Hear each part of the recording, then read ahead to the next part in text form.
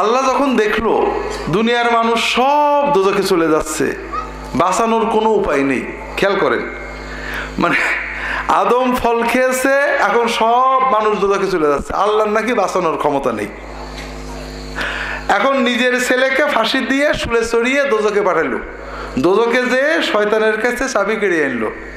এখন মানুষ শুধু বিশ্বাস করবে যে যীশু খ্রিস্ট আমার জন্য মরেছে, ব্যাস সে যত গুনাহ করুক বেহেশতে চলে যাবে। নাউজুবিল্লাহ বলেন না? খ্রিস্টানদের এই থিওরি একটা সুন্দর গল্প আছে, গল্পটা আপনাদের বলি। এক গুরু আর তার শিষ্য, হুজুর আর তার মুরিদ দেশ ভ্রমণে বেরিয়েছেন। এক দেশে যে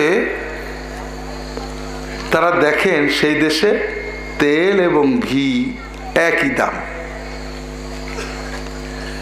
ওই মুরিদ যে তার খুব ঘি খাওয়ার লোভ, ঘিয়ের পরাটা, ঘিয়ের লুচি, ঘিয়ের মিষ্টি, তা দেশে ঘিয়ের দাম বেশি, কিনতে পারে না। ও বলছে হুজুর আমি এই দেশে কিছুদিন থাকবো, একটু খুব শখ করে পেট পুরে একটু ঘি খাবো। হুজুর বলছে এই দেশে আমি একদিনও থাকবো না, যে দেশে তেল আর ঘির সমান দাম ওই দেশে কোনো ইনসাফ থাকে না, ও দেশে একদিনও থাকা যাবে না। হুজুর বলল না, মুরিদ বলল না হুজুর আমি থাকবো।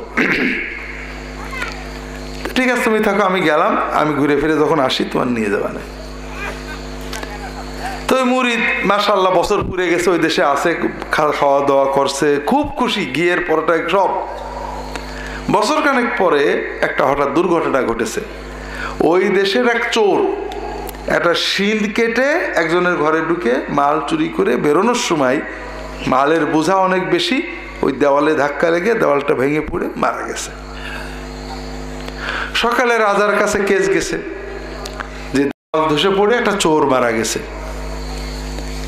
রাজা বললেন একটা মানুষ মারা গেছে, বিচার লাগবে। ওই বাড়িওয়ালাকে ধরে আনা হলো।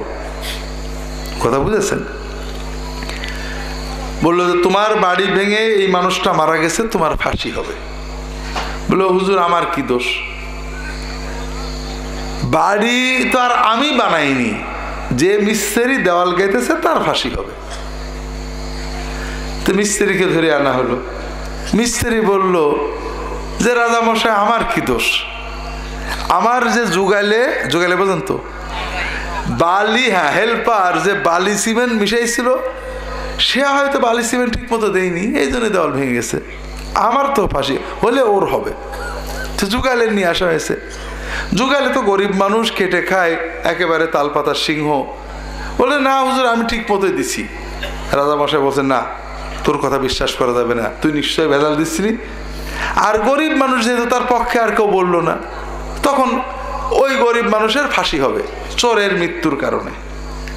তা ফাঁসির সব রেডি করেছে রাজা মশাই। যে ফাঁসির দড়িটা একটু গলাটা একটু মোটা, এখন ফাঁসি গলায় দিয়েছে, দেখা যাচ্ছে ওর মাথা বেরোই যায়, চিকুন মানুষ তো।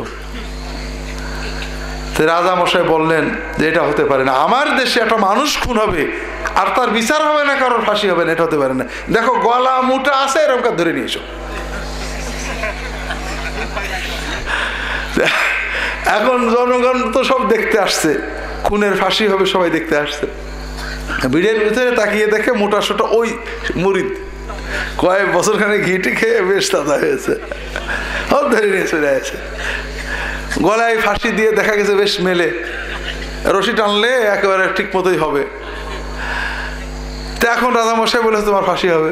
বলে আমার কেন? আমি তো কোনো অন্যায় করিনি। বলে কেন অন্যায় করনি? আমার দেশের চোর মারা যাবে আর তার কোনো শাস্তি হবে না, এটা তো হতে পারে না।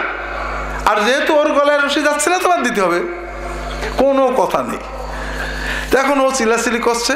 ঘটনাক্রমে ওর পীর সাহেব ওই সময় ওই 1 বছর হয়ে গেছে, ওকে নিয়ে বাড়ি যাবে বলে আসছে। দেখে অনেক লোকজন আসছে, এসে যেই কাছে গেছে মুরিদ দেখে ফেললে হাও মাও করে যে পীরের জড়াই ধরে পাজা, হুজুর আমার বাঁচান, কি হয়েছে? তো এই ব্যাপার। বলে ঠিক আছে। একটু ধ্যান করলেন, মোরাকাবা করে বলেন রাজামশাই আমার একটা অনুরোধ আছে, আপনি এই লোকটাকে না দিয়ে আমাকে ফাঁসি দেবেন। কেন? বলে যে আমি মোরাকাবা করে দেখলাম আপনার এই ফাঁসির রশিতে আজকে যে ঝলবে সে সঙ্গে সঙ্গে বিনা বিচারে জান্নাতে চলে যাবে। রাজা মশাই বলল এটা কি করে হবে, আমার দড়ি আমার ফাঁসি, জান্নাতে যাবা তুমি, ওইটা হবে না, আমি যাব। বিচারটা কেমন লাগলো আপনাদের? খ্রিস্টানদের আকীদা এর চেয়ে মোটেও ভালো না। কি জঘন্য পাগলামি কথা যে আদম ফল খেয়ে নাকি গুনাহ হলো, এজন্য আদম সন্তান সব দোজখে যাবে, আর সেই দোজখে যাওয়ার চেয়ে বাঁচানোর জন্য কোরবানি দিতে হবে। তা আদম সন্তানরা সবাই গলায় ধরে নিলে হবে না, আল্লাহ নিজের ছেলেকে এনে জবাই করা লাগলো। বলে নাউজুবিল্লাহ।